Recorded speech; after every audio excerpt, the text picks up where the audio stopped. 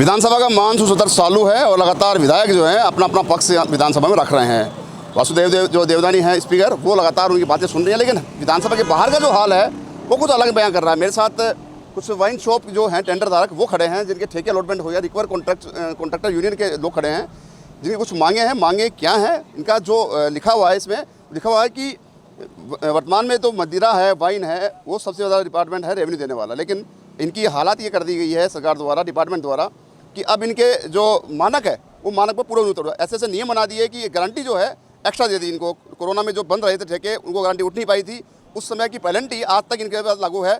अब ये चाह रहे हैं, कुछ मांगों को लेकर यहाँ पहुँचे विधानसभा, तमाम नेताओं से मुलाकात कर रहे हैं। बात कर लेता हूँ मैं। सर, क्या नाम आपका? बलराम है सर, बलराम मोड। बलराम, क्यों यहाँ पे आए हो, या अपने लिक्वर कॉन्ट्रैक्टर यूनियन का जो लेटर हेड पे कुछ लिखा हुआ है, क्या पूरा मामला है? सर, कोरोना काल में जब दुकानें बंद थी, उस टाइम में जब दुकानें बंद थी तो उस टाइम में माल कैसे उठा पाते सर? उसको कहाँ पर बेच सकते हैं सर हम? जब माल ही नहीं उठा तो उस चीज़ की पेनल्टी हम क्यों दें? ये हमारी मांग है सर। डीओ और सीओ के द्वारा, आबकारी विभाग के द्वारा जबरदस्ती हमारे ठेकेदारों के ऊपर दबाव बनाया जा रहा है सर। और इस तरह से दबाव बनाते हैं, आपके परिवार की जो ज़मीनें हैं, मकान है, संपत्ति है, उनको जब्त कर दिया जाएगा, इस तरह से दबाव बनाते हैं सर। लेकिन परिवार का टेंडर तो एक व्यक्ति का नाम होता है सर, ये व्यक्ति का नाम होता है। और कौन धमकी कौन दे रहा है? आबकारी विभाग दिए थे सर, डीओ साहब, सीओ साहब, उनके द्वारा। नाम है आपका डीओ? सर, उनका नाम तो मुझे जानकारी में नहीं है, वो छोटे भैया को उनकी जानकारी में सर। लेकिन 12 जिले से हैं और पूरे राजस्थान के अंदर हम ठेकेदारों की स्थिति खराब हो गई सर।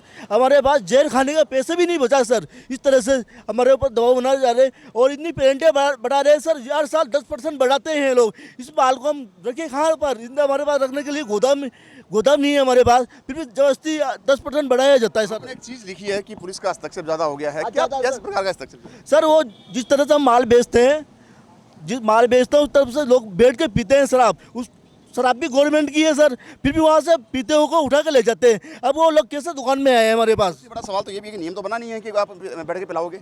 नहीं, नियम नहीं है, लेकिन जो व्यक्ति कभी बैठ के पीते हैं उनके हिसाब से पीते हैं, वो हम थोड़ी बिठाते हैं सर इस चीज़ को। आप नहीं बिठाते तो फिर आपको तो आपत्ति नहीं होनी चाहिए।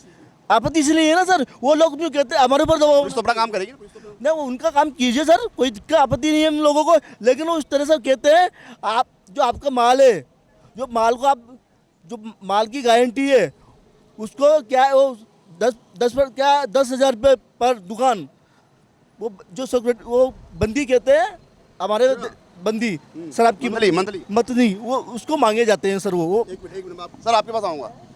क्या पूरा मामला है कि मंथली का बात सामने आया? क्या कितना क्या मंथली? सर, पुलिस रात को 8:01 पे ही पुलिस की गाड़ी आके खड़ी हो जाती है। हमारा सेल्समैन अंदर होता है तो उसको 151 की धारा में ले जा करके बंद कर दिया जाता है और फिर उसको छोड़ा नहीं जाता है जब तक हम वहाँ जा करके उनके हाथ पैर नहीं जोड़े, तब जा करके उसको छोड़ा जाता है। हमारे ठेकेदारों के साथ अन्याय हो रहा है और 2019 भी इसमें कोरोना काल की भारी भरकम पेनल्टियाँ लगा दी, जबकि उस समय हमारी दुकानें सरकार द्वारा बंद करवाई गई थी। उसके बावजूद अब हमारे को पेनल्टियाँ के नाम पर ज़मीन नीलाम की जा रही है, मकान नीलाम किए जा रहे हैं, संपत्तियाँ नीलाम की जा रही है, बैंक खाते फ्रीज किए जा रहे हैं, गाड़ियाँ हमारी नीलाम की जा रही है और हम बहुत परेशान हो गए। पहले पुरानी सरकार द्वारा 50% पेनल्टी समाप्त की गई थी, उसको भी वर्तमान सरकार द्वारा वापस 100% कर दिया गया है और अन्याय किया जा रहा है ठेकेदारों के साथ में। और प्रत्येक वर्ष 10% गारंटी बढ़ा करके बर्बाद किया जा रहा है और ऊपर से ये पुलिस का डंडा और चलाया जा रहा है 8:01 पे। आपके साथी ने बताया मुझे कि भाई पुलिस वहाँ पे पीने वालों को उठा के ले जाती है। ठीक है, हालांकि पुलिस का अधिकार नहीं है, वो ये अधिकार है कि पब्लिक प्लेस पे शराब नहीं सेवन कर सकते। आपको क्या आपत्ति उससे? नहीं, आपत्ति 8:01 पे जब वहाँ से ग्राहक कोई उठा के ले जाएगी तो फिर शराब लेने के लिए कौन आएगा? आपका मेरा कहने का मतलब ये था कि पी रहा है वहाँ पे बोतल खोल के, तो उसको तो उठा सकती है ना पुलिस? नहीं, उसको उठा सकते हैं, पीते हुए को उठा सकते हैं, लेकिन खड़े कोई उठा के ले जा रही है, ये तो आपत्ति है। ये बात, ये खड़े कोई उठा के ले जा रही है।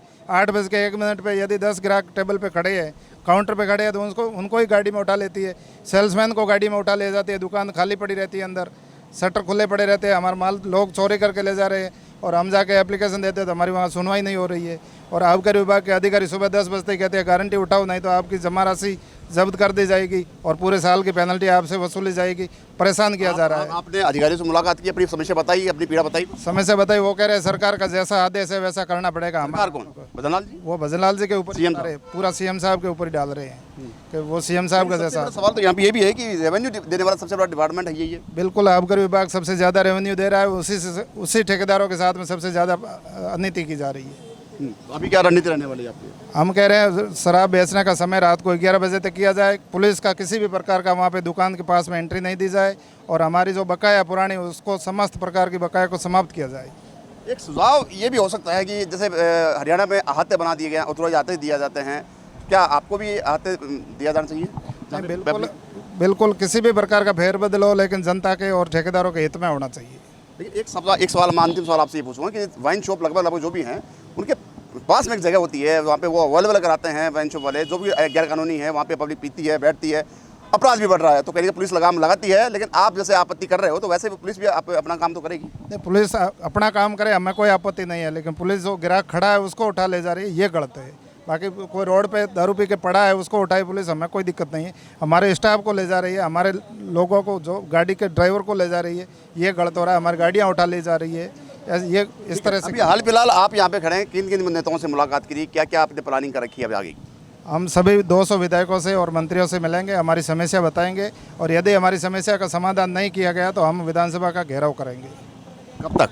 अभी 5-7 दिन के अंदर ही हमारी यूनियन की बड़ी बैठक होगी, उसमें प्रदेश कार्यकारिणी मिल करके और अगला निर्णय लेंगे। हमारी सुनवाई होगी तो ठीक है, नहीं तो प्रदेश स्तरीय बड़ा सम्मेलन करके और विधानसभा का घेराव किया जाएगा। देखिए यहाँ पे जो यूनियन है वो वाइन शॉप यानी लिक्वर जो है दारू, उसके जो टेंडर धारक है वो पहुँचे हैं और लगातार कोशिश मांग की जा रही है कि 11 बजे तक का समय किया जाए दुकान खोलने का, खुली रखने तक का, और पुलिस का हस्तक्षेप नहीं होना चाहिए। ऐसे में ये मांग कर रहे हैं। तमाम 200 विधायक जो हैं उनसे मुलाकात करेंगे। पूरा जो इनका जो यूनियन के जो पदाधिकारी है वही पहुँचे हैं जयपुर। हाल फिलहाल इनकी मांग है, कब तक सुनी जाती है? अगर नहीं सुनी जाती है तो ये विधानसभा घेराव करने की इन्होंने बता दी है कैमरे के सामने। अब देखने वाली बात होगी कि इनकी मांग कहाँ तक जायज़ है और कहाँ तक ये सुन पाती है। सरकार जो है लगातार दावे कर रही है कि रेवेन्यू देने वाला सबसे बड़ा डिपार्टमेंट है वो आबकारी विभाग है। आबकारी विभाग जो है उसमें पुलिस का हस्तक्षेप और जो टाइमिंग है दुकान खोलने का वो कहने के बढ़ाने की मांग की जा रही है। सहयोग कैमरा पर्सन आशीष के साथ संदीप अग्रवाल, पॉलीग्रेसी न्यूज़, जयपुर।